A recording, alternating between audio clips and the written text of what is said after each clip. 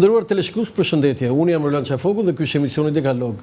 Ka një diskutim kohët e fundit në mbar kombin shqiptar, rolin e UÇK-s gjatë luftës dhe rezistencës heroike të vitit 1999, por edhe më përpara. Ka një debat të fundit që kush ishin luftëtarët e UÇK-s, a kemi një listë të plot të atyre që luftuan me armë dorë, por edhe atyre që mbështeten. Shkak për këtë u bë dhe një debat për një personazh tashmë i njohur publik, Dritan Kocaj, për të cilin ka debate nga më të ndryshmet. Ajo më kryesorja është që ai dhe babai i tij ka qenë pjesë të ushtrisë çlirimtare të Kosovës, por rrethanat më pas dhe pjesëmarrja e tij në protestën mbarkombëtare bëri të kishte një lloj përplasje midis përfaqësuesve të maxhorancës të qeverisë dhe zotit Kocaj. Por ajo më e rëndësishme afare është cila është e ardhmja dhe fundi i procesit të ish luftëtarëve drejtuesve të UÇK-s në Hag. Për gjitha këto do të diskutojmë me një personazh që unë kam shumë për zemër, ka qenë dhe herë të tjera në emisionet e mia dhe një njeri kompetent me detyrën, e theksoj këtë, kryetar i organizatës veteranëve të luftës të UÇK-s në Shtetet e Bashkuara të Amerikës, Astrid Huskaj. Astrid, falenderoj shumë për prezencën dhe për faktin që ka ardhur nga Shtetet e Bashkuara të Amerikës direkt edhe në studion e emisionit Dialog të Dritaret e Vënd. Falenderoj shumë. Faleminderit për ftesën. Tani, përveç të tjerave, se po më shikojnë kështu dhe thonë çaj ka landi këta. Sot më ke krijuar një kënaqësi të veçantë. Më ke dhënë këtë medaljon të familjes Jashari, që shumë pak veta e kanë fatin që ta kenë këtë, dhe unë e çmoj këtë si një dhuratë të jashtëzakonshme, të veçantë, mos e them dhurata më e mirë që mund të më bërë në jetën time. Pra, familja Jashari, familja që ka derdhur gjakun lum për kombin shqiptar, më ka dërguar nëpërmjet Astridit këtë medaljon të ushtrisë çlirimtare të Kosovës.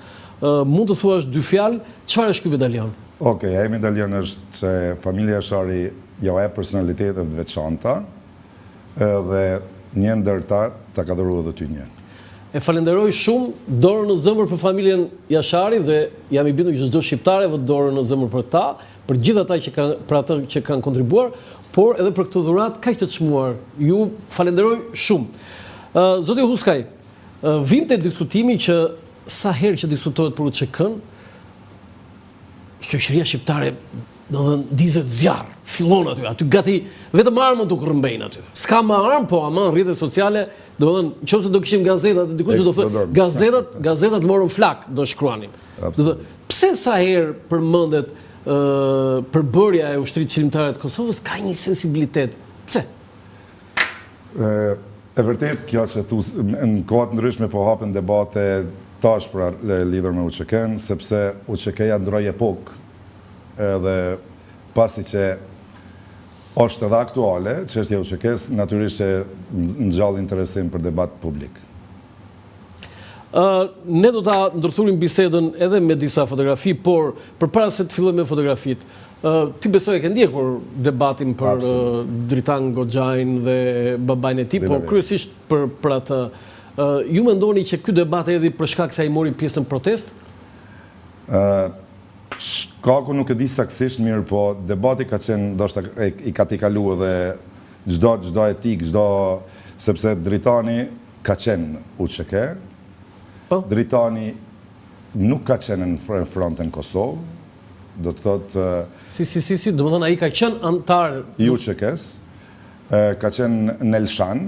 Ku është Elshani ka qenë një qendër stërvitore periferit Kukësit. Domethënë brenda territorit të shtetit shqiptar. Brenda territorit shqiptar, ku aty oficerët shqiptar kanë trajnuar pjesëtar të UÇK-s, sidomos ata që kanë ardhur nga Perëndimi, nga Amerika, nga Evropa, edhe një ndër ta aty ka qenë edhe Dritani. Dritani me çfarë pozicioni ka qenë?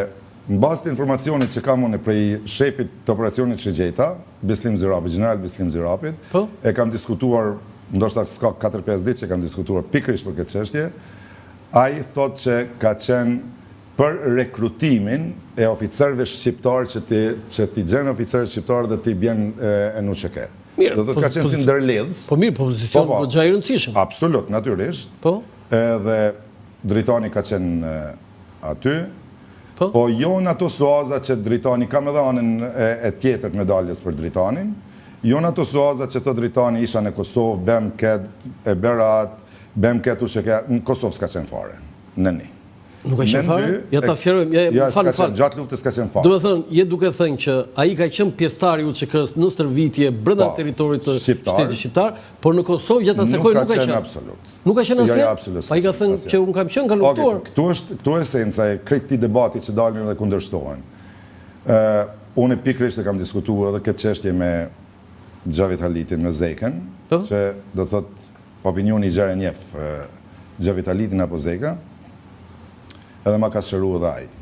Do të thotë Driton Goxhaj s'ka qenë aktiv në luftën brenda territorit shqiptar, ka qenë aktiv në veritë Shqipërisë, në qendrat stërvitore ku ka ekzistuar në Elshan. Atë qendër kam vizituar edhe vetë disa herë.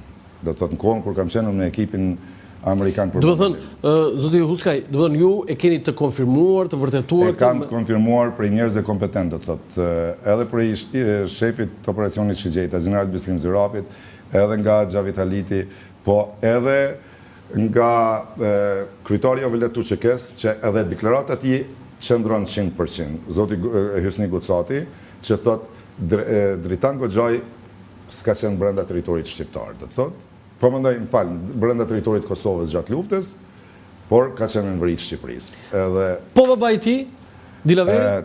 Dilaveri Goxhaj? Dilaveri është një divizion tjetër. Dilaveri ka qenë i kyçur direkt në luftë. Me Dilaverin jam takuar dhe para se me hyrë në luftë, do të thotë. Po.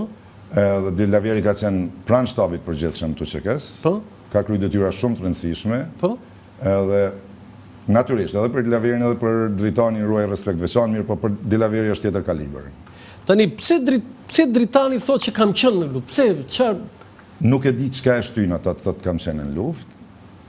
Ai mund të konsiderohet luftë edhe pjesëmarrja në Po patjetër. Ai ka qenë aty për qëllimet luftës, do të thotë edhe mund të quhet edhe që ka qenë luftë. Tani, është një dokument që është qarkulluar dhe është publikuar që ai ka marrë para. Tani, ju jeni njeriu që mund ta shpjegoni këtë. Si është kjo e vërtetë? Okej. Unë nuk konsideroj që ai ka marrë pagë në kuptimin e të qenë mercenar. Po, jo, larg. Ai nuk ishte mercenar. Jo, absolut. Po. Po oficer të caktuar që i kanë viftu UÇK-s apo individ me profesione të caktuara që i kanë viftu UÇK-s, edhe janë ardhur në kyç në UÇK, natyrisht që familja e tij është dashur të hajbuk. Po shpreh në masë popullore.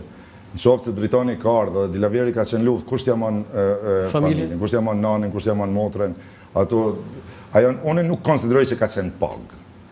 Ka qenë një ndihmë për mbajtjen e familjes. Kush jep ato lek? Kuptohet, jep kjo shtabi i përgjithshëm. Po mendoj njësia logjistikës që ka qenë kënaqë në Shqipëri. Merrin edhe të tjerë si kjo? Sigurisht që kanë marrë të tjerë, aty ka dalë në listë, e keni pa edhe emra ndryshëm, që nuk kanë qenë paga, kanë qenë ndihma për familjen, sikurse ka ardhur për UÇK dikush nga Zvicra, e kalon familjen. Kush do t'ia marrë familjen? Tani kjo nuk ishte për këtë do. Ja, nuk ishte. Fjala vjen ju për shembull. Jo, unë s'ka marrë asnjëherë, absolut. Jo, ti nuk e marr se s'kishe nevojë apo?